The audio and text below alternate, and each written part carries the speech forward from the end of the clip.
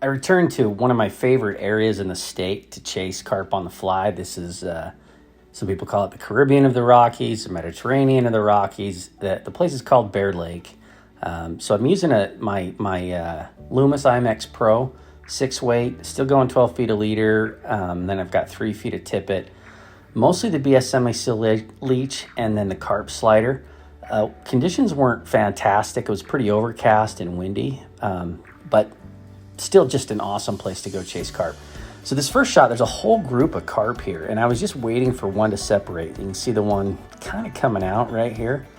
I just needed one to move away from the main group just a tiny bit so I could drop it in and try to target him, and that's what that is there. I figured I'd probably scare some of the others dropping the fly on top of them, but I think it was so windy that it really didn't bother him even when I dropped it on them and then pulled it over and put it in front of this first fish.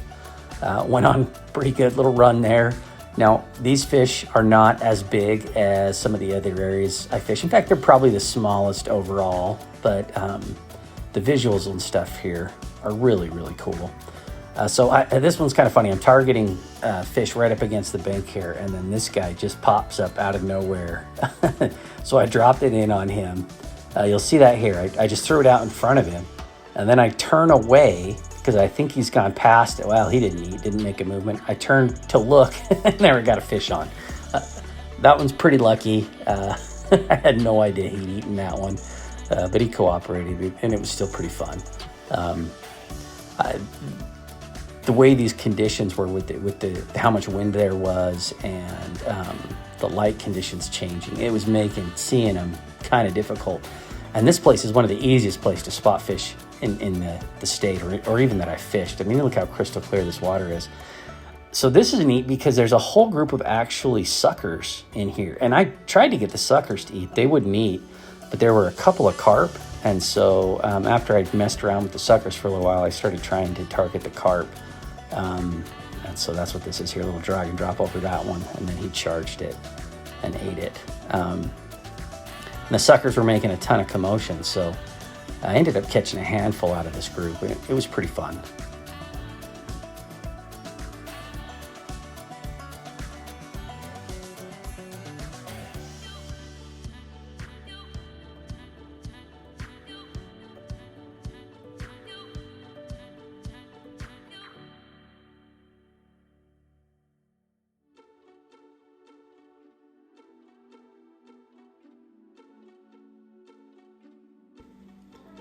This is another shot in that same group. I see the suckers really are the ones bunched up together closer to the bank there, and there's just a couple of carp in there.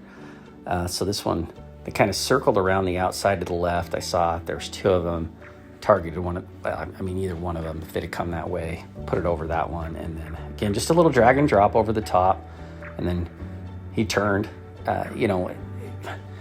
Again, trying to keep in mind where the carp can see, right? To the sides of their body and forward, not straight in front of them. So that one kind of just dropped down barely inside his vision, and then he came over and hit it.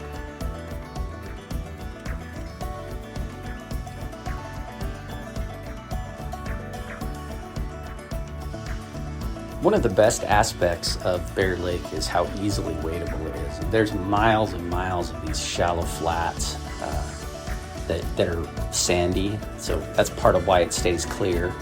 It's not very silty, and then you can spot these fish. So when I spotted the darker one there, and he was the one that I was targeting, trying to drop it right in on him. He wasn't reacting to a fly at all, and then this other one came up behind him, and then as soon as he crossed him to my side, I picked him up. Again, these aren't great conditions. You can see, I'm in shade right now. There's kind of a thunderstorm rolling in. I can see it over the mountains to my west when I'm targeting these fish here. But yeah, anyway, made a drag and drop on that one and was able to connect. And these dark ones were easier to spot, and they are mostly commons. And then the lighter ones are mostly little mirrors. But for some reason, I didn't catch very many. I did catch a few of the commons, but I caught more mirrors on this trip than I did the commons. But this one's a little common right here that I'm able to do a drag and drop on, drop it in front of him, and then he eats it. And this is the feel of bone fishing. And part of why I love this area is how much it feels like bone fishing. Now, carp don't run like bonefish, They're not going to scream you out. These little guys aren't going to scream you out your backing very often, but they still give you a pretty dang good fight for a 16 to 18 inch fish. They'll give you a ton. It's just a lot of fun. And so here's some more with the suckers, and then like I said, just a few little carp in there. Waiting for a carp to kind of give me a decent little shot, and that's what I got here. And you kind of see that carp moving through the middle right there, and then drop it out on him to do another little drag and drop. Ends up coming down on a little white rock. You kind of see it right there, and he eats it. And yeah, again, none of them are real big, but they were willing to eat, and they're shook hard, and drag out some line, and anytime you can see them this well is incredible. So if you've never experienced Bear Lake and you're in Utah, Idaho, Wyoming, it is one of my favorite spots, and definitely worth the trip to go out there and catch a few of these little carp. I have no idea why they don't get bigger here.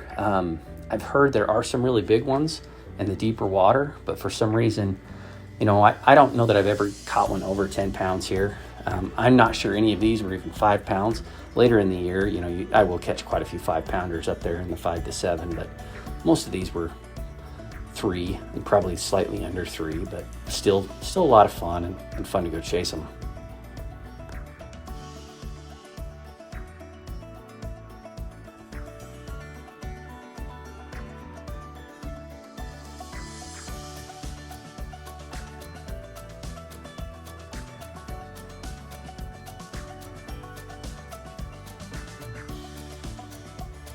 Usually when you're fishing clearer water, carp are going to move further, and it's really just a vision thing.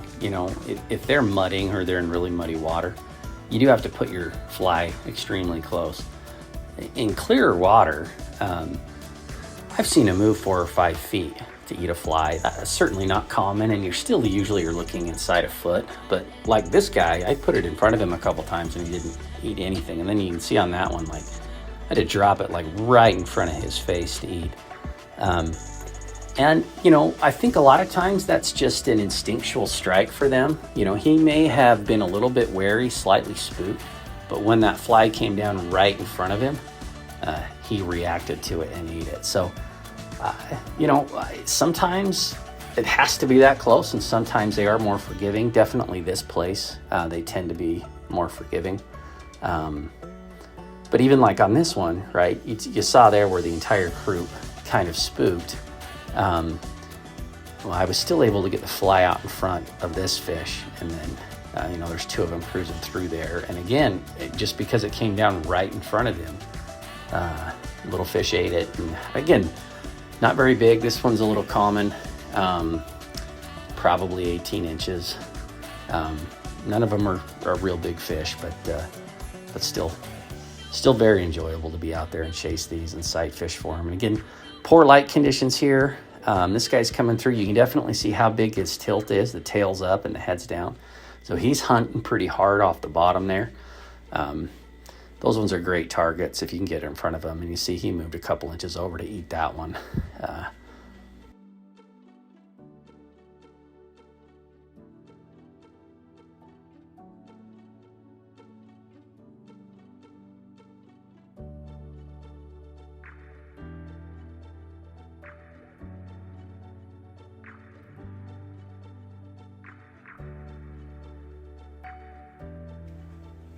This is another one of those situations where there's a big group. They aren't moving very much, but I can tell they're eating. I mean, they're moving around a little bit. So just waiting for one of them to give me an opportunity.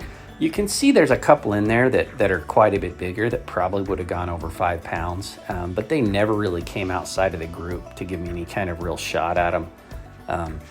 With the light conditions that we were having, I wasn't going to try to, sometimes I will wait to see if I've spotted a group with a couple good fish in it. And these aren't giants, the 5-pounders, maybe a 7-pounder in there. If there was a 20-pounder in there, I might have waited them out. But yeah, I'm willing to take the shot at the one that gives me a good look there. So just waiting for one of them to kind of separate from the group and give me a shot. This one's kind of interesting because I actually target these kind of 3 coming together. You got the darker one and the 2 lighter ones there. And I drop it in front of them thinking one of those 3 will eat it. But if you watch, it's actually the one coming in from the left. You'll see him kind of sneak over and get in front of them and eat it. And hey, I'm not going to complain. Whichever one wants to eat it, I'll take them.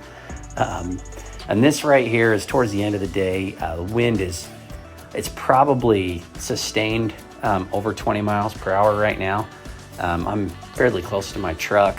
You can see that I got a pretty good storm that's going to be arriving shortly. Actually, some rafters ended up getting blown off a beach on the far side of the lake and ending up over on my side while I was waiting in my truck. So this is pretty significant wind. That's kind of the end of the day. There's a couple shots right here that I take just to show you some eats. This again, the wind's howling. This is right in front of my truck as I'm trying to wrap it up. Actually got this one to eat twice, but I missed it both times. But anyway, Bear Lake, awesome place. Get out there and give it a shot if you can. Crystal clear water. It's what we all really hope to find. Fish aren't as big as they are some places, but honestly, just the way you get a fish for them here, it more than makes up for it. So I appreciate you guys. Hope you guys like this content. Please like and subscribe, and I'll get some more stuff out soon. Thanks.